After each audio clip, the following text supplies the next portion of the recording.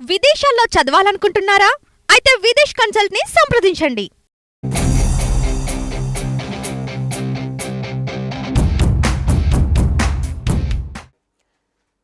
CM Chandrababu కీలక ప్రకటన చేశారు. బడ్జెట్లో ఇప్పటికే సూపర్ 6 పథకాలకు నిధులు కేటాయించిన ఏపీ ప్రభుత్వం వచ్చే ఆర్థిక సంవత్సరంలో తల్లికి వందనం అమలు చేయడానికి రంగం సిద్ధం చేస్తోంది. తల్లికి వందనం పైన గతంలో ఏ హామీ ఇచ్చామో అదే విధంగా అమలు చేస్తామని, మే నెలలో తల్లుల ఖాతాలలో నిధులు జమ చేస్తామని సీఎం చంద్రబాబు ప్రకటించారు.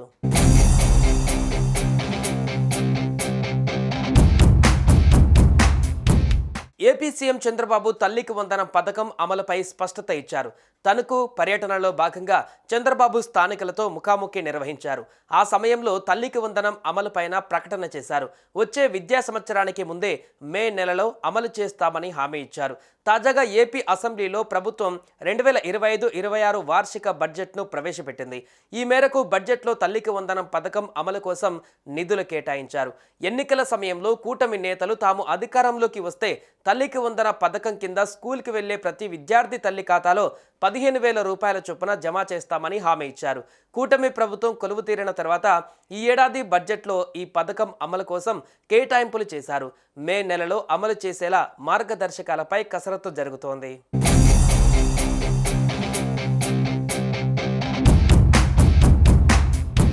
వచ్చే విద్యా సంవత్సరం ప్రారంభానికి ముందే మే నెలలో ఈ పథకం కింద తల్లుల ఖాతాలలో నిధులు జమ చేస్తామని ప్రభుత్వం ప్రకటించింది. ఇప్పుడు సీఎం చంద్రబాబు ఈ పథకం అమలుపైన మరోసారి స్పష్టత ఇచ్చారు. ఇచ్చిన హామీ మేరకు ప్రతి తల్లి ఖాతాలలో ఈ పథకం కింద నిధులు జమ చేస్తామని ప్రకటించారు. హామీ ఇచ్చిన విధంగా ప్రతి ఇంట చదువుకునే ప్రతి ఒక్కరికి ఈ పథకం అమలవుతుందని అన్నారు. ఇప్పటికే అసెంబ్లీ వేదికగా సీఎం చంద్రబాబు, మంత్రి లోకేష్ ఈ పథకాల అమలుపైన స్పష్టత ఇచ్చారు. తల్లికి వందన పథకానికి సంబంధించిన గైడ్ లైన్స్ త్వరలో ఇస్తామని చెప్పారు. బడ్జెట్లో 9,407 కోట్ల రూపాయలు ఈ పథకానికి కేటాయించామని చెప్పారు. గత ప్రభుత్వం సంవత్సరానికి 5,540 కోట్ల రూపాయలు కేటాయించారని, గతంతో పోలిస్తే ఇది 50% పెరిగిందని చెప్పుకోవచ్చారు.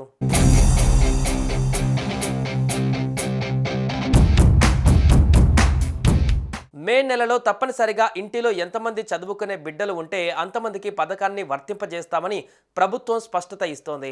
వైసీపీ మాత్రం రాష్ట్రంలో స్కూల్కి వెళ్తున్న పిల్లల సంఖ్య 82 లక్షలుగా ఉందని, ఇందుకోసం 13,000 కోట్ల రూపాయలకు పైగా అవసరం అవుతుందని చెబుతున్నారు. ఇక ప్రభుత్వం దీనిపైన స్పష్టత ఇచ్చింది.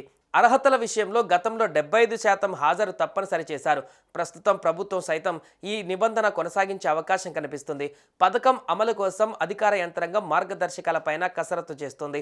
త్వరలోనే వీటిని అధికారికంగా ప్రకటించనున్నారు.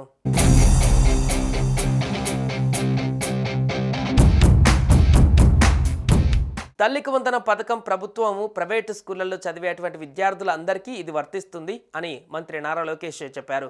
ఇలా కూడా హామీ ఇవ్వడంతో ఇప్పుడు విద్యార్థులు అందరికీ ఈ పథకాన్ని వర్తింపజేయాల్సిన పరిస్థితి కూటమి సర్కారుకు వచ్చింది. కానీ ఇది చెప్పుకున్నంత తేలిక కాదని, భారీగా నిధులు అవసరం అవుతాయని ప్రభుత్వం కూడా భావిస్తోంది. అయినా అమలు చేసే విషయంలో రాజీ ప్రసక్తే లేదంటోంది. అలా అంటూనే నిధుల సమీకరణ పైన ఫోకస్ పెడుతుంది. అయితే మరో వివాదం తెరపైకి వచ్చింది. ఈ పథకాన్ని ప్రభుత్వ స్కూళ్లలో మాత్రమే అమలు చేయాలని, ప్రైవేట్ స్కూళ్లకు అమలు చేయవలసిన అవసరం ఏముందని కొందరు ప్రశ్నిస్తున్నారు.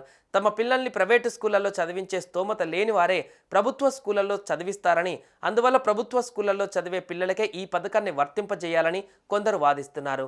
అయితే ఈ పథకాన్ని ప్రైవేటు స్కూళ్లలో కూడా అమలు చేయాల్సిందే అని కొందరు పేరెంట్స్ అంటున్నారు. చాలామంది పేద తల్లిదండ్రులు తమకు స్తోమత లేకపోయినా తమ పిల్లల్ని ప్రైవేటు స్కూళ్లలో చేర్చుతున్నారని, అందువల్ల ప్రైవేటు స్కూళ్లలో చదివే విద్యార్థులకు కూడా ఈ పథకాన్ని అమలు చేసి తీరాల్సిందే అంటున్నారు.